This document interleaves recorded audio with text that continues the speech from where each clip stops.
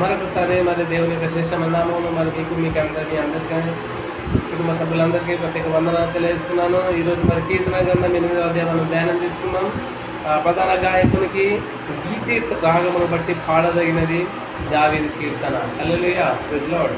అయితే మనం చూసుకున్నట్లయితే మన మొదటి వచనము, యెహోవా మా ప్రభువా, ఆకాశంలో నీ మహిమను కనపరచువాడా, భూమి అందంతటా నీ నామం ఎంత ప్రభావం గలది.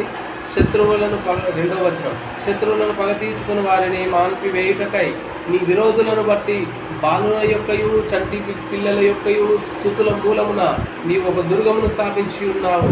హల్లెలూయా. అయితే మూడవ వచనం చూసుకున్నట్లయితే, నీ చేతి పని అయిన నీ ఆకాశంలోను నీ కలుగజేసిన చంద్ర నక్షత్రంలో నేను చూడగా. నాలుగవ వచనం, నీవు మనుషుని జ్ఞాపకం చేసుకున్నటకు వాడేపాటి వాడు, నీవు నరపుత్రుని దర్శించుటకు వాడేపాటి వాడు. ఐదవ వచనం, దేవుని కంటే వానిని కొంచెం తక్కువ వానిగా చేసి ఉన్నావు, మహిమా ప్రభావములతో వానికి కిరీటం ధరింపజేసి ఉన్నావు. ఆరవ వచనం, నీ చేతి పనుల మీద వానికి అధికారం ఇచ్చి ఉన్నావు. ఆ ఏడవ వచనం, గొర్రెలనన్నిటినీ ఎడ్లనన్నిటినీ అడమృగములను ఆకాశ పక్షులను సముద్ర మత్స్యములను. ఎనిమిదవ వచనం, సముద్ర మార్గంలో సంచరించు వాటినన్నిటినీ వారి పాదముల కింద నీవు ఉంచి ఉన్నావు. హల్లెలూయా. తొమ్మిదవ వచనం, యెహోవా మా ప్రభువా, భూమి అంతంతటా నీ నామం ఎంత ప్రభావం గలది. చూడండి ఎంత గొప్ప విషయాలు.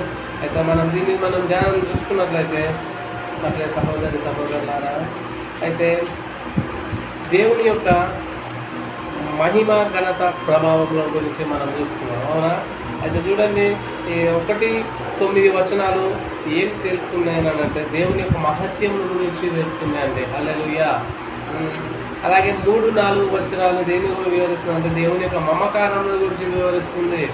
అలాగే 6-8 వచనాలు దేని గురించి తెలియజేస్తుంది అంటే దేవుని యొక్క మంచితనం గురించి తెలియజేస్తుంది. హల్లెలూయా. మహత్కార్యము, మమకారము, మంచితనము. చూడండి, ఈరోజు దేవుడు నాతో మాట్లాడి ఉన్నారు. ఇందుని బట్టి మన దేవునికి వందనాలు. హల్లెలూయా. ఆమేన్.